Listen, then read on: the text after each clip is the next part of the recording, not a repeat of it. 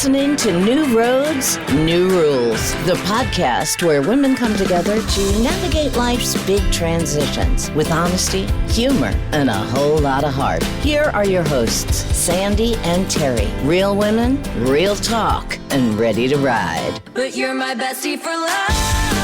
Yeah, you're the family I choose. Yeah, you. The BFFs till the end. We can get through this together.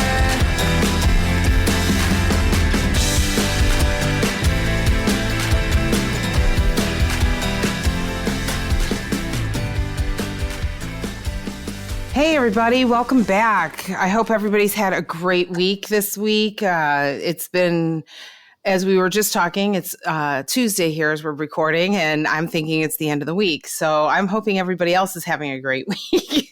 Yes. Hi, Sandi. Hi, happy Tuesday.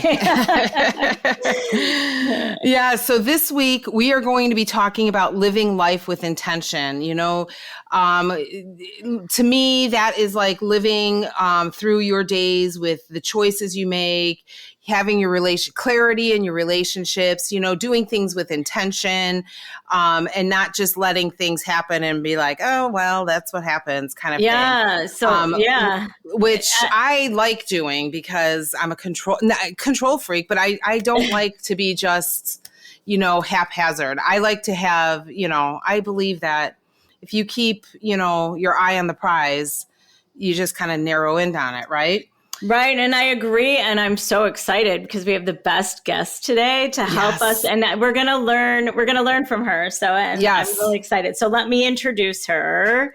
I'm going to introduce Tami Palmer. So Tami is a career and life coach, a writer, a retreat leader, the founder of Greyzone Mentoring, author of the Greyzone, Insights of Leading Your Career with Intention, which was the winner of the 2025 Nautilus Book Award.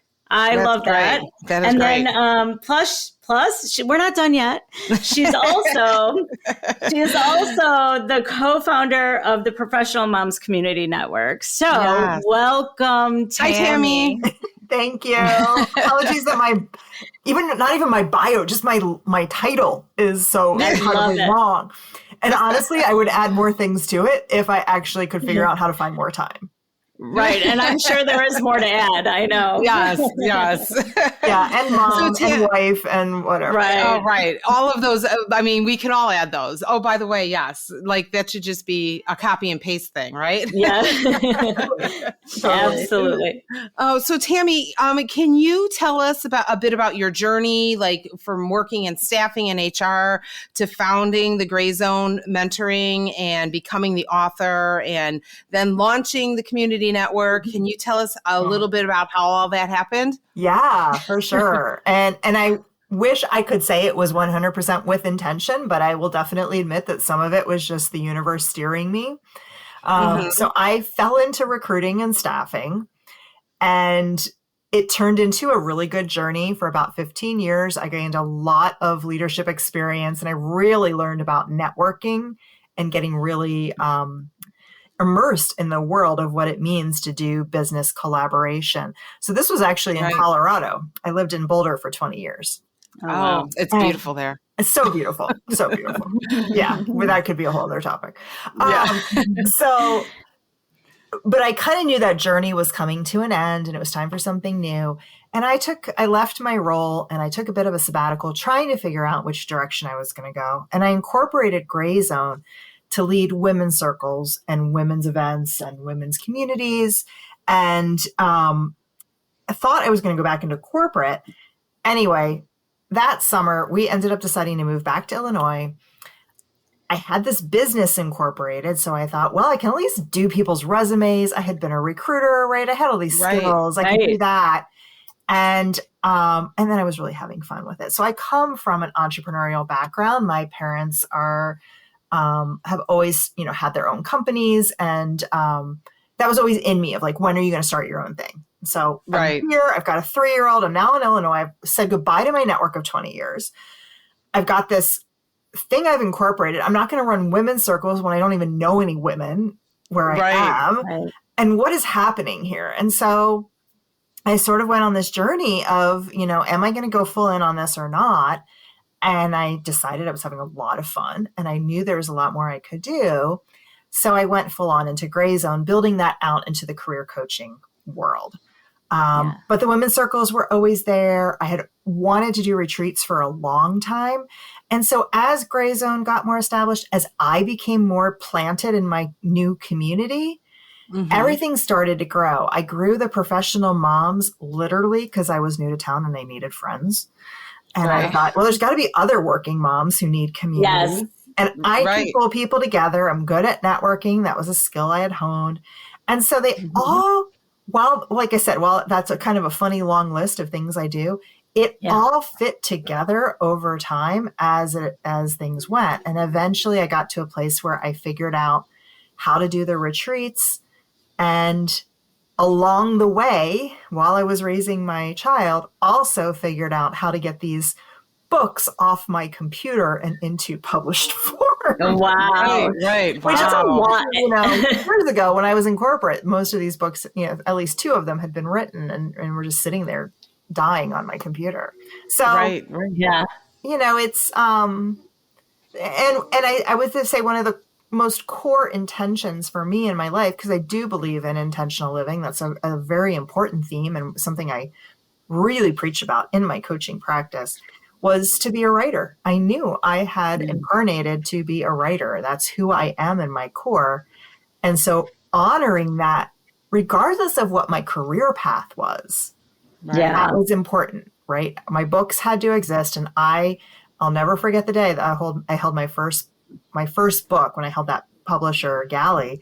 It was like, I'm officially a published author. That's exciting. Not just a woman who wants to be a writer, and so so it's been a journey, and it's been fabulous, and all of those areas have seen a lot of interesting growth. Oh, that's fantastic. You know what? And I know you made the shift to coaching from corporate to coaching, and you are right. Like you said it, when you're in the corporate world, you had those books on your computer, right? But I think it's difficult, right? When you have a full-time, especially in a leadership role in corporate, like how do you even find time to do those things that you're intended to do, right? Yeah, and I have a great story around that.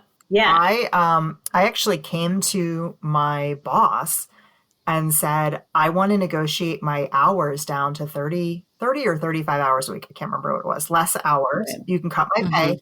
And in exchange, I need that time to write. And so I would get up and I would get myself to the coffee shop by 6:30 at the latest. I'd write for about an hour and a half every morning, and then I'd go to work. And I used to feel like that time in the coffee shop, I even had the same table I would usually get. It was like my desk, Yeah. That was my soul identity, my true heart self identity, I guess. Right. And I was honoring my commitment and my passion to who I am and doing that. And then I started referring to my job as my benefactor. It was funding my arts. Right. And I get that. I got my second book. I got the second draft published, or the second book drafted doing that. That's amazing. Yeah, that is amazing. Yeah. Wow. It's inspiring, actually, because you think about, I'm sure there are so many women out there, or I guess men too, right? But coming from a woman's perspective, when you're in that corporate environment, and there are dreams behind that. Like you might not be doing the job that you feel like you're meant to be. So yeah, and that's one of the things as a coach I really love is helping people actually manifest those dreams, right? Like, okay, we've got these ideas, but how does it get done? And I've been taught some things along the way that I can then pass on to others and help people get their, you guys had this vision for a podcast. Yes. The leap between the idea and us recording today, I'm going to guess there were a few steps. Sure. Yeah. And we still learn every day, but we're like, still flying by the seat of our pants sometimes. but it was not unlike your desire to be a part of a women's group, to really kind of champion women and make sure that you were a coach to them in some way. We just know that we want to have people that can help this community to realize their potential, their dreams, or, maybe changes that they want to make so that they can achieve them. I have to say, when this all started, I'm divorced. She's going through a divorce, and we've always had each other to talk and whatever. Yeah. And I belong to a lot of, because of my work, a lot of moms groups, women's groups, professional groups, and things like that.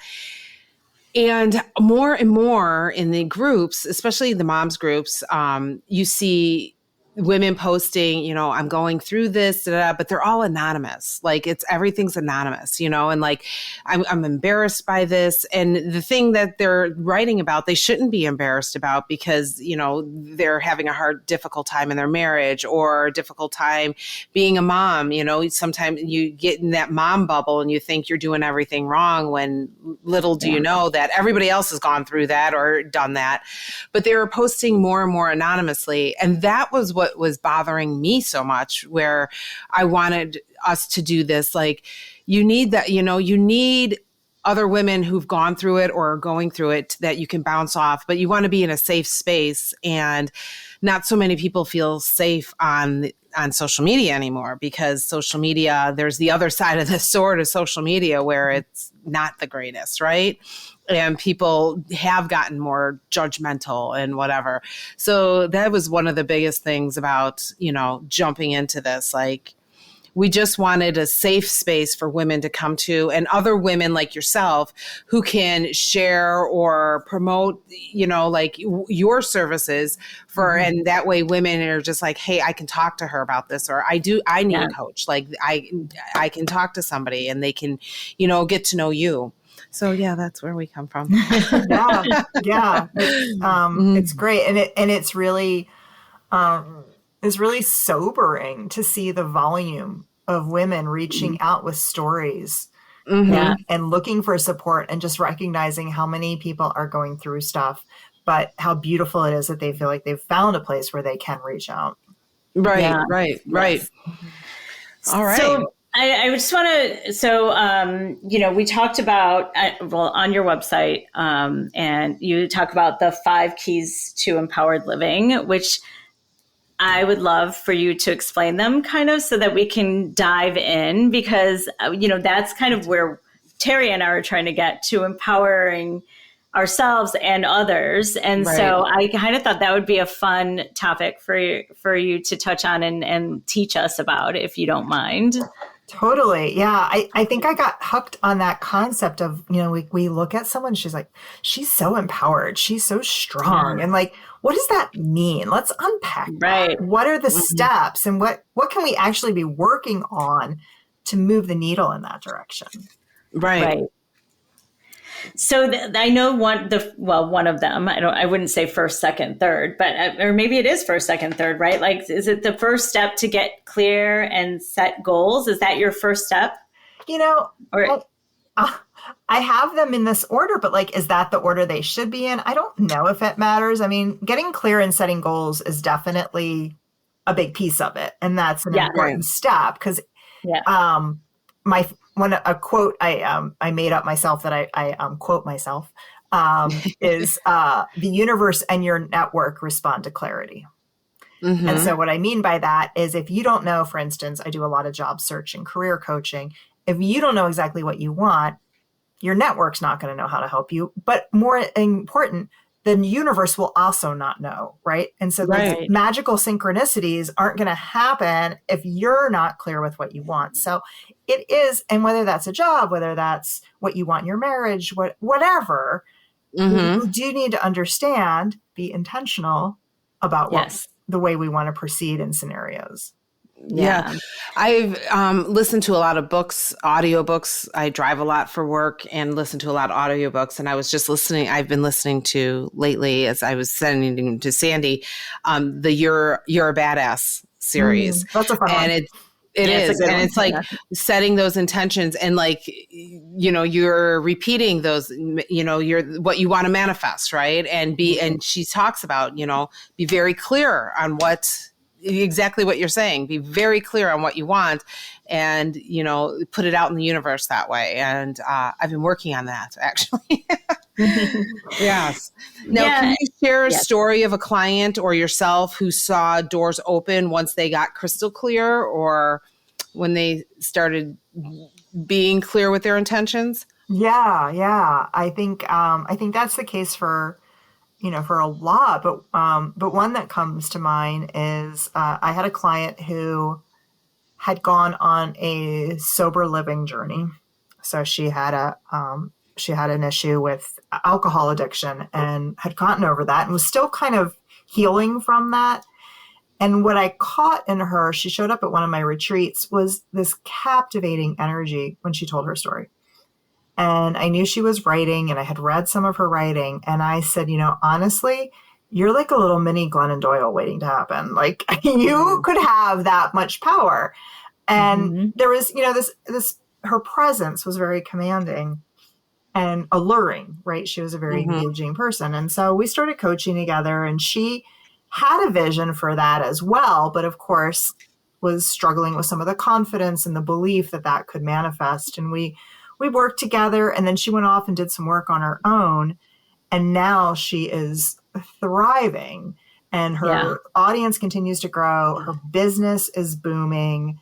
And I've been watching with glee on social media every month of how it just gets bigger and bigger and bigger and her reach and her impact because she did take the effort to get clear and to get focused and to have that, what I'll call North Star, right? She's aiming for.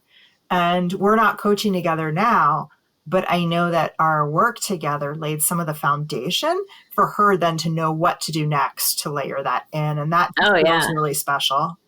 That has to be super rewarding too for you. It is. I mean, when you can watch your clients like take off in whatever field, there have been a few along the way that it's why I love doing this. Yeah. Right. Now, what, as a person, and I speak from personal experience who overthinks everything, what kind of practices or questions or help that you give people to move from like, this is my vague kind of idea to actually setting actionable goals and not overthinking it? Yeah, I do that too, by the way. Yes. Without giving away all your coaching secrets, I need to know the answer to this too. Just a little for myself. There's a magic bullet. No, I'll do a shot. Okay. I love to be the dreamer and then the practical. Like, okay, well, let's unpack this. So, I worked with a client recently who had this fantastic concept. And I think if she can get her hands around it, it's going to go viral and it's going to be huge. And then it was literally just saying like, okay, you need a website. Do you have somebody? I can find you someone. You need a marketing strategy around this. And so it was like breaking down a to-do list, but not here's everything you need to do. Here are the first 3 things. When you're done with those, come back to me. I'll give you 3 more. And so that's something that I definitely see with my job search coaching clients is they want things like, can you just tell me what I'm supposed to do this week? Right? Like I just need somebody to give me a to-do list, to be my manager and assign me something. And, and sometimes when I start to do this, they'll feel embarrassed and they'll say like, well, I should have known that, or I should have figured it out. It's like, that's okay. You're wrapped up in the vision of it. You can't hold all of that in your head and be thinking about the accountant and the copyright and all that kind of stuff. But I have enough business experience that I can play business coach a little and then actually hand them off to my business coach when they have something legit and ready to go. Yeah. But, Yeah, that's really interesting because I think that is the hard part, right? Like there's all kinds of, especially if you have an entrepreneurial spirit, like you have these ideas and then you're like, okay, it almost becomes overwhelming. And Terry and I have talked about that before. Like there's so many things, it's overwhelming. And then it's really easy to be like, not today. Right. And then, and I imagine you have to have the steps. Yeah. Right. Imagine with the podcast, it's like, okay, we need equipment. Who's going to edit it? How are we going to broadcast it? Who's going to be the audience? How do we get, and that's basically a to-do list and you project manage it and you figure it out. How much money do I need to allocate to this? Can I do stuff grassroots? Do I need to do a GoFundMe for it? These are all That's the stuff I love. Figuring it out. I love it. I love We'll it. be too. calling you after this. We're gonna hire you. We will be reaching out. It's more fun for me to give you a to-do list than to go build another business. So Right. Well, Okay, I'll love take it. that to-do list. We love it. We love a good list too. We by the do way. love a good list. Okay, so moving on. I don't want to, I could talk to you for days, but I let's know. see. Okay, so we want to talk about each one of these. So trust your intuition. So that is another thing that Terry and I talk about a lot, Tami, and we we're always like, go with your gut, just you'll know what's right and what's not right. And so can we talk a little bit about that and how that pertains to this vision? Yep. I read something recently. So I'm super woo-woo, and I was reading it in one of my woo-woo books, is your gut doesn't have emotion. So if you feel scared, anxious, if you feel an emotion, that's your head, not your gut. Your gut is that's a super good important. way. And I thought, wow, that's really good, right? Yeah. And what I teach people a lot is how to start to tune into their body. And so if you're looking at job descriptions and you're not sure what kind of role you want, I'll say, okay, look at them, read them. I want you to tell me how you're feeling in your body. Are you feeling giddy, excited, tingly, energized, buzzy? Or are you feeling constricted, sad, heavy, tight, right? That's it. That's the emotion. I mean, that's the intuition right there. Yes. That's your gut saying yes or no. And there's, there are lots of tools like the sway test or pendulums or different things you can implement to help guide you. But honestly, it's the monkey mind overthinking things. And our gut is so true, right? Same. Right? Yes, it happened. And do we come back and say, like, I knew the answer, but I got caught up in whatever. And a lot of what we get caught up in is what other people think. Yes. Letting people down, right? It's all like icky emotional things. We'd rather go through with something we don't want to do than look like we changed our mind. No, right. Do you think that the emotions is why it's so hard for us to trust our intuition because they kind of get in the way? Yeah. Would you say that? Yeah. I think they do. And it's not just emotions. It's also that, what will people think? Oh my God, that's a huge thing, right? It is huge. It is huge. It's so funny because as I've gotten to a certain age, I stopped. There's something freeing about not really worrying about what people are saying, even though I do still kind of hold it in.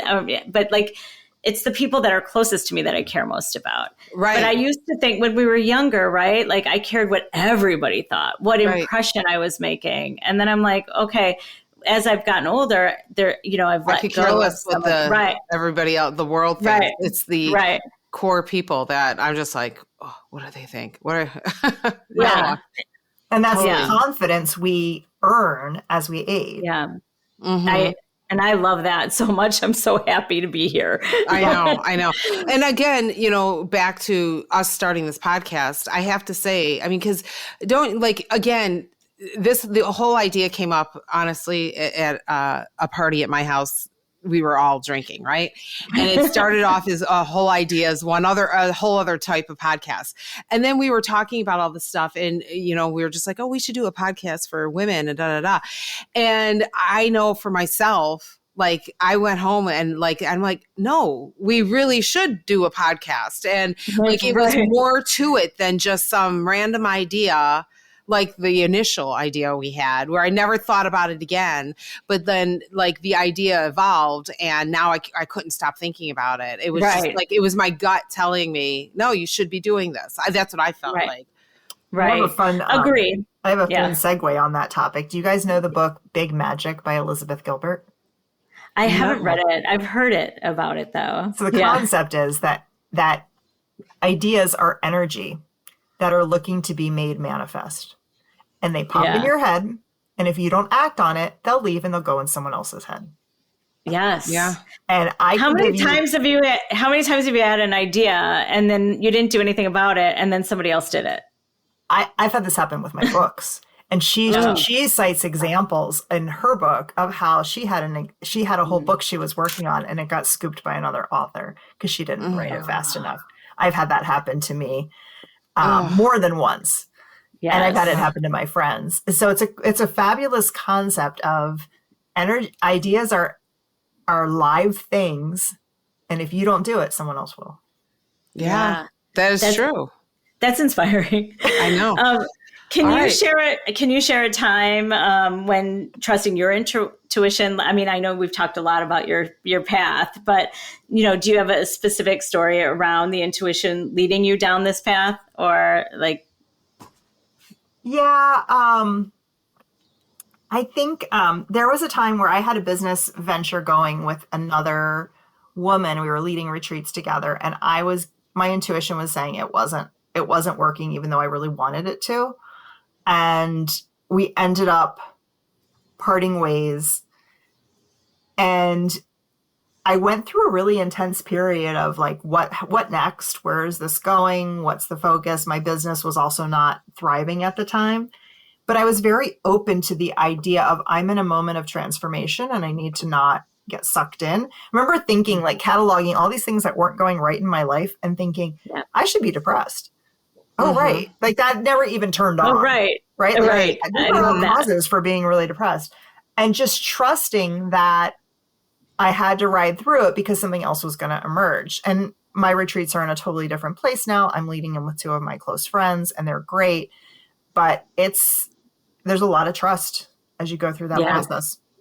Yeah. And I have read, and believe myself just in things happening in my life that right before everything gets really well or starts working out for you the way you want it to, I feel like everything kind of breaks down, and then you have your breakthrough. Like you have to break down in order to get to your breakthrough, right. Because then you can handle whatever's on the other side because you've gone through this crap to get there, right? And so I told and beginnings, right? Like that's the natural cycle. Right. So then our next one, I guess, is being assertive and clear, right? Yeah, you talk about how words like just or over apologizing to diminish our impact. What shifts do you encourage people to make in their everyday language? So I give an hour-long talk on this topic. Okay.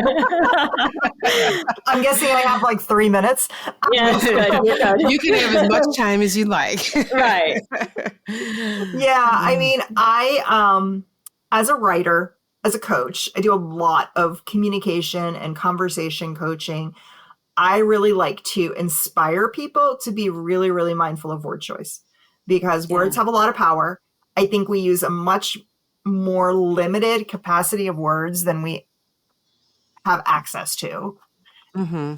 And it's important to be really clear with it. So just, sorry, these are apology words that really tone down our power. So if you simply start taking the word just out of emails, notice how the shift happens. I had a project manager do this, and she said, oh, people are responding to my requests now instead of just leaving me unopened. And she was like, wow, it's actually what a difference. Like, yeah, right.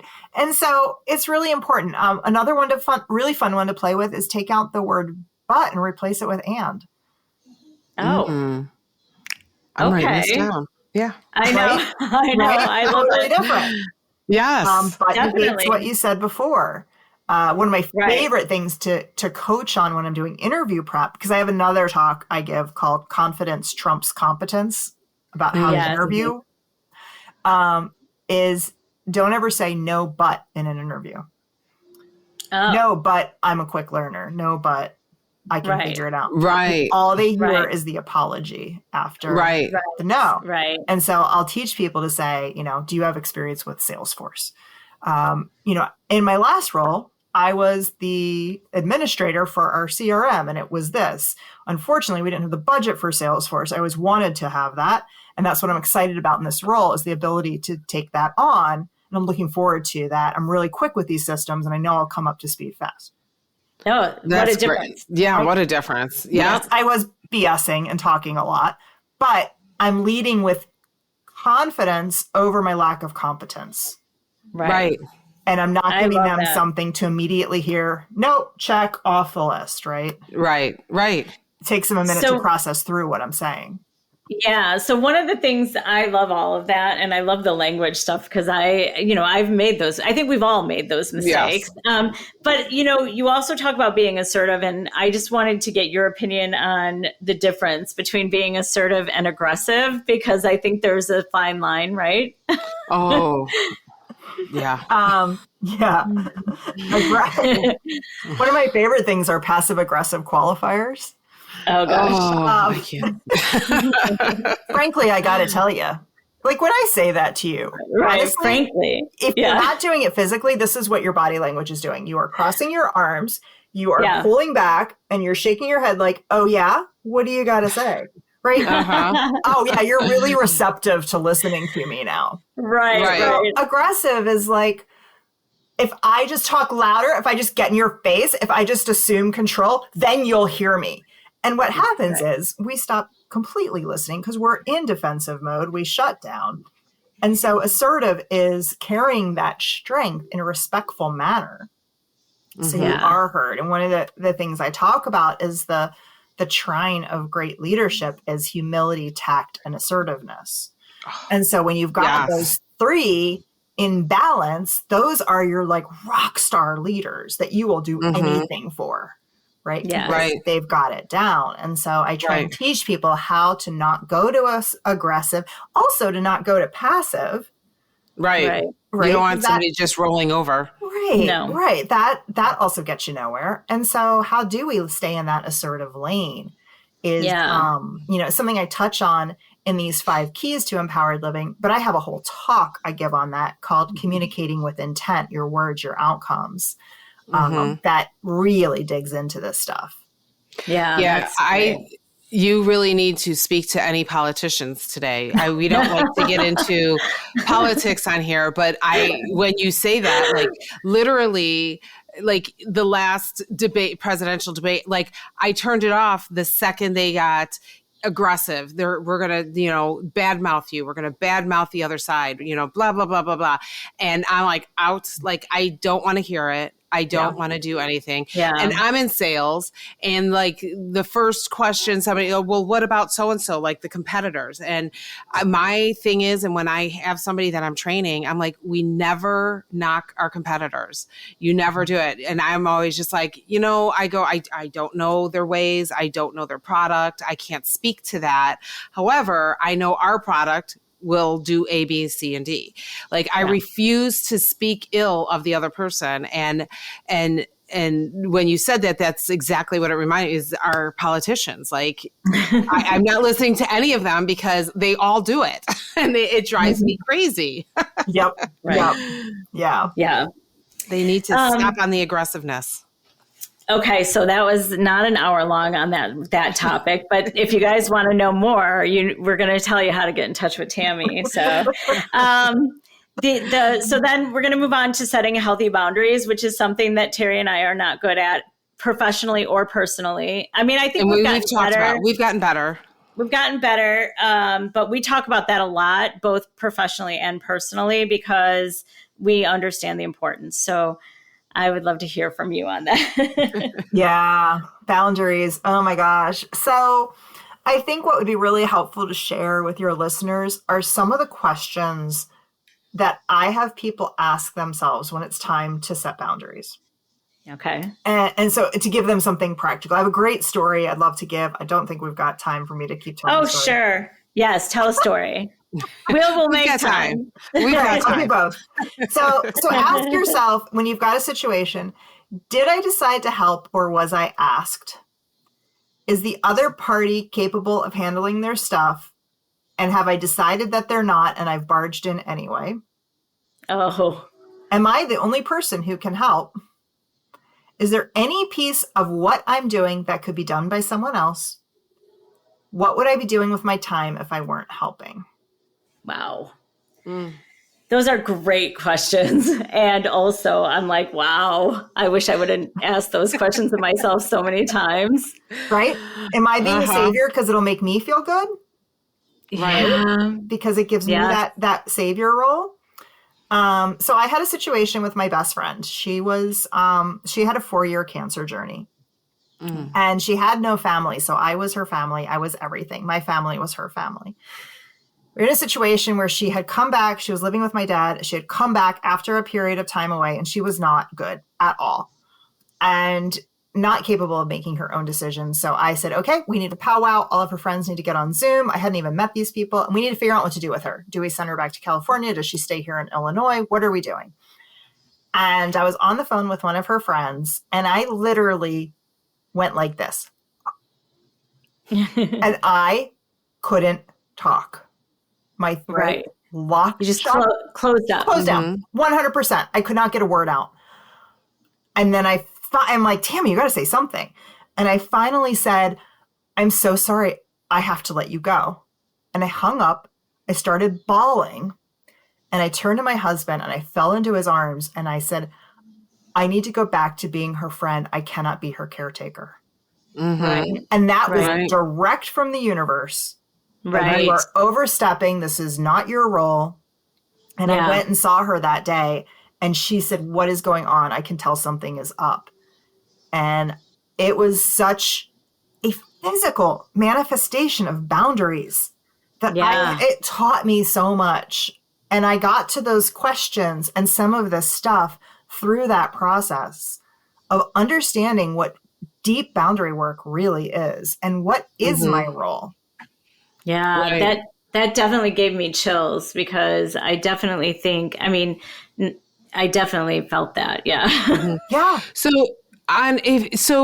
what would you say to somebody who's on, like, say, your friend's side, where you've realized that your friend, even though it may have been tried to be good intentions, but they've overstepped the boundaries? How do you handle that as the person whose boundaries were overstepped?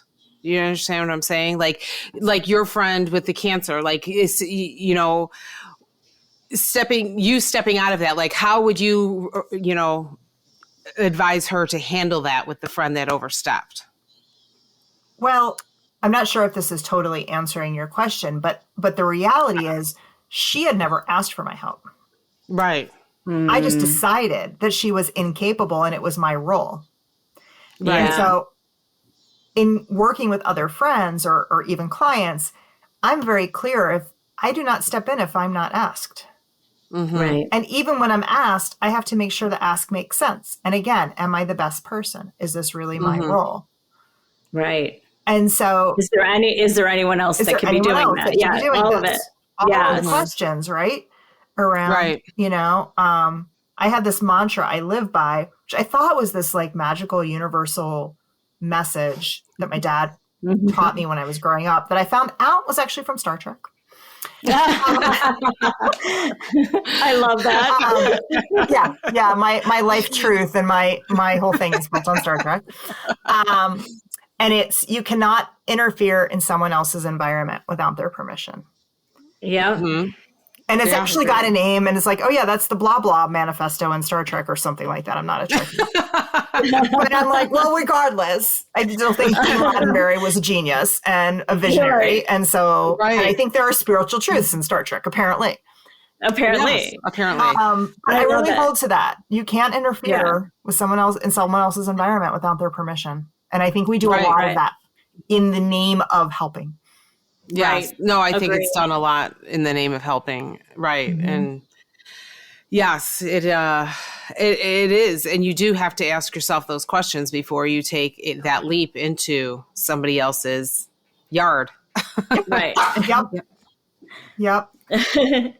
All right. So then moving on to one of my favorite topics is prioritizing self-care. I think that as women, so again, we don't, when you don't set boundaries and you're busy taking care of everyone else, you're not really paying attention to your self-care, your peace. And Terri and I have talked a lot about this as we've been talking about setting boundaries because, you just do it. And you think, you forget about yourself. And Terri, I think in one of the episodes said, it's like putting your oxygen mask on first. The airplane. The airplane, they tell you. If you have kids. Yeah. And I think that I think that as women, we definitely need to do this more. So what do you, so you've said like your best ideas come like during yoga or walking in nature. Why do you think slowing down that in that space, like creates leaves space for creativity? Well, I think you're opening up the channels and the portals, right? Yeah. Like if we go back to that concept of big magic, those ideas, like, why do you think you get them in the shower, right? Like, you're not on your phone, you're not talking to somebody. You've got this sort of direct channel to the spiritual realm. And you find that in yoga. You can find that in nature. I highly recommend walking in nature without earbuds in, without distractions. Like, just listen to the trees, listen to the birds, see like, oh, what's coming into my mind? God, this idea keeps popping in my head. What is that? Get curious about it. I've heard that one of the reasons showers work so well is there's a lot of kinetic energy with the way the water hits the body. Yeah, I've read like that the too. kinetic energy of the waves hitting the shore is really high because it's this action. And I am not a scientist, and I'm probably not saying any of this right, but I think there's something to that of why that is such a stimulating environment for people. Putting yourself in those environments as much as you can really helps. So self-care, people think, oh, it's a bath, oh, it's a massage, and those are lovely things. Honestly, just get yourself some white space time. Go on a walk alone. Ask your partner to take the kids for 20 minutes so you can just go around and walk around the neighborhood at night and just not be distracted by other things, right? Sit in the grass and get grounded. Whatever it is, whatever you can squeeze into your day, it's important to find those times. Yeah. No, it is. I mean, I take the dogs for a walk. I'll take them out and like walk them, and no earbuds. I mean, yes, they are distractions, but they need to walk anyway. I need to wear this one out a lot, but it is my time. Like, I find myself, that's when I'm thinking about things and things come up in my mind, and I can tell when I haven't done it in a while because I'm working and I'm like recording podcasts, and then I'm doing something for my kids, and then whatever. And then I'm feeling like so worn out, and like I can't move forward in anything because I've just hit this wall. And walking is one of them. But, and also with the water, I always feel a strong sense around water. The sound of it, it relaxes me more. I feel more open at that point too. Yeah, absolutely. Yeah. So what's one small self-care ritual that you rely on that the listeners should try? I think it's what we talk about is just try and go be with the earth. Go be out in nature. Go stand barefoot in your backyard. I try and do stuff like that as much as I can. I love regular massages. I love all those things. Those are all great too. It's just really letting myself slow down and receive. I think that's the biggest thing. Don't listen to this and think, oh, now I've got to figure out how to do this on my to-do list. Really just find some time to sit in the grass barefoot. Like, can you just do that? Yeah. And your kids can be there. You don't even have to be alone, but just. Right. just you sit there not doing anything else on top of it. Like, lay in a hammock and watch the clouds like you did when you were a kid. That sounds amazing, actually. I know. Well, I'll be laying by a pool this week. That's what I'm doing. I'm not thinking or talking. Right. For sure. Now, what do you say to people who feel guilty about prioritizing self-care, thinking and saying, oh, it's just selfish? Well, I think that gets back to the boundary work of like, I'm the savior. I'm going to go help everybody else. It's like, well, you've got time for everybody else. Why are you not important? How would your 10-year-old self feel about that? Right. That suddenly you don't matter. Suddenly everyone else matters. And honestly, at some point, the kids are going to be grown and gone. They're going to move on. Yes. And you're going to be back with yourself. And so if you don't stay connected to yourself, it's going to be a big, rude awakening when you come back to yourself and now you don't know who you are. Absolutely. No, I agree.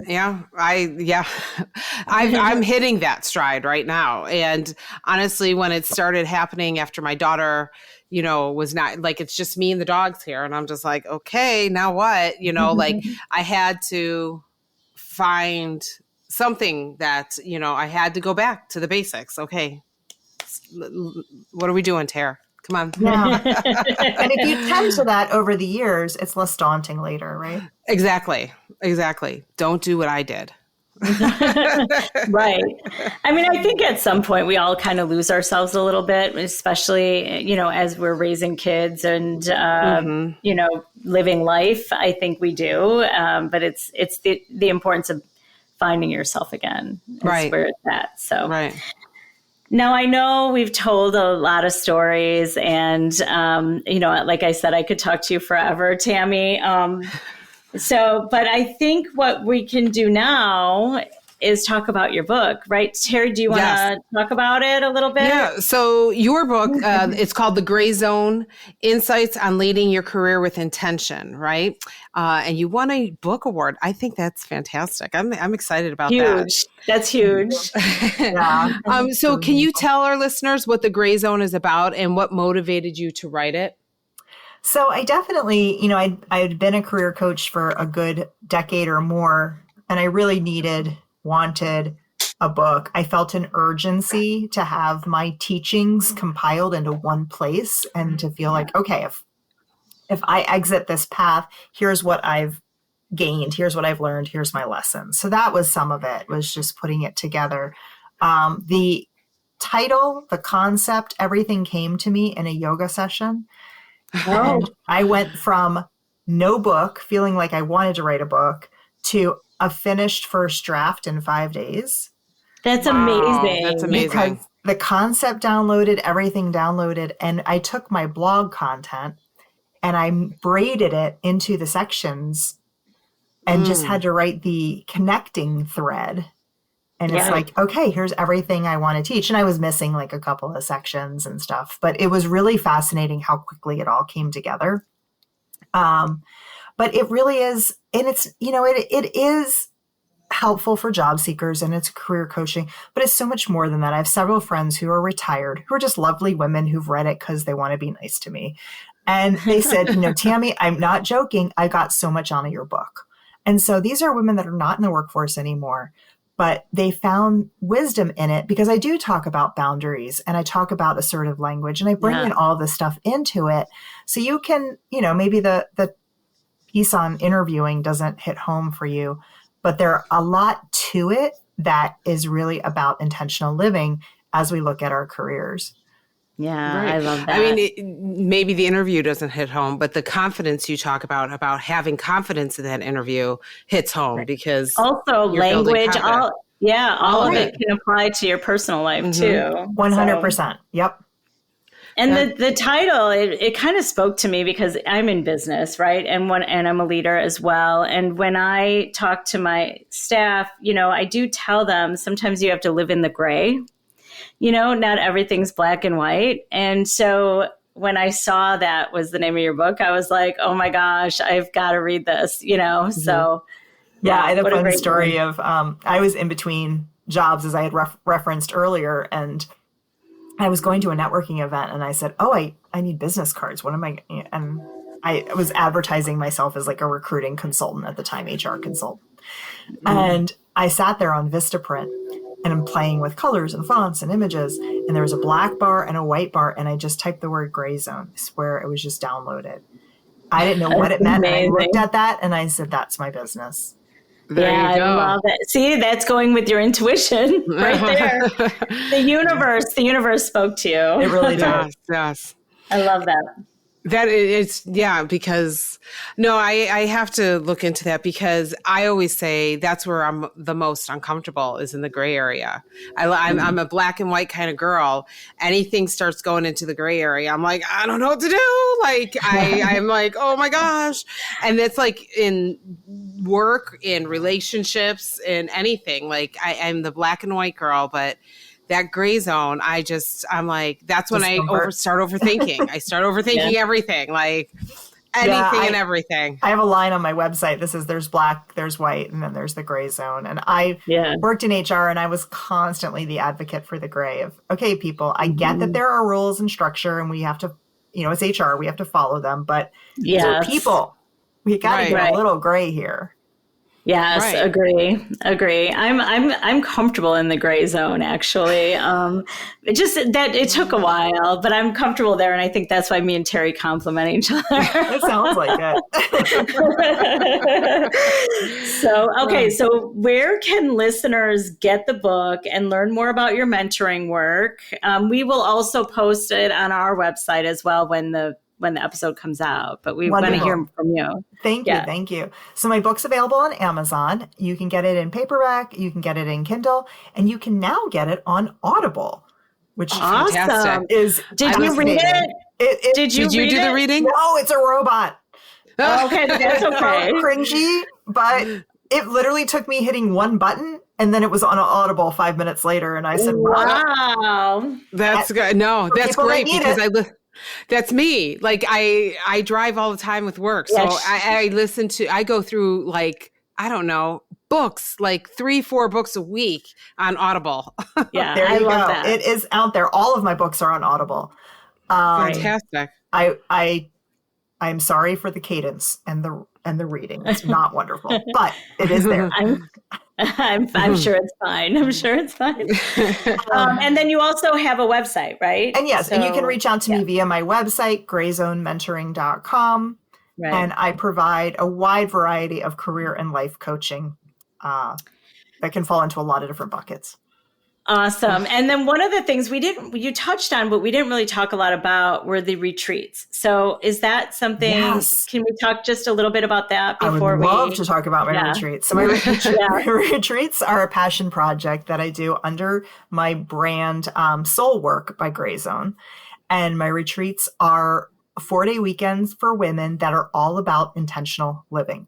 They're often about learning to trust your intuition.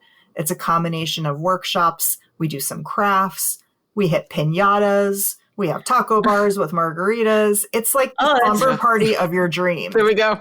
I love it. I love all of that. Mm-hmm. And can we get information on your website for that? You can find that on my website. And this February, I have my first ever business owners retreat where we're really going to unpack your business, get clarity, come up with a plan to build out your business. That's in Florida in February, which sounds dreamy. What are you doing in February, Sandi? We should be there for the podcast to grow it. You should. I'm telling you. We should talk. I'm ready. I lead my retreats in Florida, in Michigan City, Indiana, and in Glenwood Springs, Colorado. Beautiful. All beautiful places. Yeah. And then the last question I have about your retreats, is there a maximum amount of people that you usually have at your retreats? I've never had over 15. Usually it's 9 to 13 women. Okay. So they're really intimate. Oh, I love it. Well, we are just so inspired by you, right, Terry? This has been Tami, this has been great. Thank you. We're just so grateful that you took the time to be on our little podcast, which we're going to grow because of your help. We're going to Florida in February. Yeah, I think we might be. But we just so appreciate your time and all of your insights. Thank you so much. Yeah. Thank you for having me. This has been delightful. And I know we could talk so much longer and share so many more stories. Yes, really absolutely. This. Really we'll have to come up with another idea and have you back on. Yeah, part 2. For sure. A lot of these subjects could be an hour long, so we could dive deeper in any of the subjects as well. Well, so, and that's part of the trick is I referenced a few of my talks. Each one of those is an hour, and we're trying to cram it all in. But I think we hit some really good highlights, and I think we gave some actionable steps that people can take with them and start implementing, which is something as a type A activator I really am all about, is giving people action to move forward on. I love it. Yes. I love it. And if anybody needs more help right away, let's go to greyzonementoring.com and there will also be a link on our website. New Worlds, New Rules. Thank you so much. It's your turn. Let's hear what you have to say. Okay, so for today's your turn, think about the 5 keys to empowered living, getting clear on your goals, trusting your intuition, being assertive and clear, setting healthy boundaries, and prioritizing self-care. Which of these 5 keys feel most out of balance for you right now? Take a few minutes to reflect or journal about one small step you could take this week to strengthen that area in your life. What do you think, Terry? Which one is the most? Oh boy. I do want to get clearer on my manifestations and what I want in certain aspects of my life, and being very crystal clear about that. And I'm always working on my boundaries, always. Yeah. Always. So it is, I agree with you on I am always working on my boundaries, but something that Tami said really resonated with me is like, I'm in a period of like transition. And so like knowing what I want, like, you know, like, I don't know, like every day I change my mind. Right. Like, oh, I want to do this. I'm going to do this. I'm going to do this. No, I'm going to travel the world. And then I get back and I'm like, well, let's see what tomorrow brings. Right. And then when it really is time to make a decision, I'm hoping that my intuition will kick in and be like, this is what you have to do. Right. No, right. And now I get it. I get it. All right. Yeah. All right. Moving on. Rule of the week. And now it's time for the rule of the week. All right, guys, the rule of the week this week. We want you grant yourself permission to pause and reflect. Yes. Too often we're always pushing forward. We don't check in with ourselves. And this week, we want you to give yourself permission to take a breath, pause, recalibrate what you're doing, even if it's just 5 minutes a day, just 5 minutes. And I'm speaking directly to myself at this point. Yes, yes. But you know what? Absolutely. And again, going back to what Tami said, like take your shoes off, go stand in the grass, right? Or stand in the hot shower, like and just, any of it, you know, any of that. I'm going to continue with that. And again, throwing out a challenge. I want everybody to pick just one of the 5 keys to the empowered living and put it into practice this week. Maybe that means writing down a clear goal, saying no when you need to, trusting your gut in a decision and no regrets of that decision afterwards. Setting one boundary or carving out time just for you. But just choose one of the small intentional actions and then see how you feel afterwards and at the end of the week. Yeah, that's a great one. I love that. And absolutely, you know, let us know how it goes. Just put, we have our Roadies Lounge on newroadsnewrules.com. So feel free to share your stories, share which one you did this week, any impressions. Yes. And also, you know, you can also tag us in Instagram and Facebook. We're still out there as well, too. We are. But yeah, Sandi, this has been a great episode. I love it. Yeah. Remember, every road leads somewhere new. And the best part, we get to make the rules. See you next time on New Roads, New Rules. But you're my bestie for life.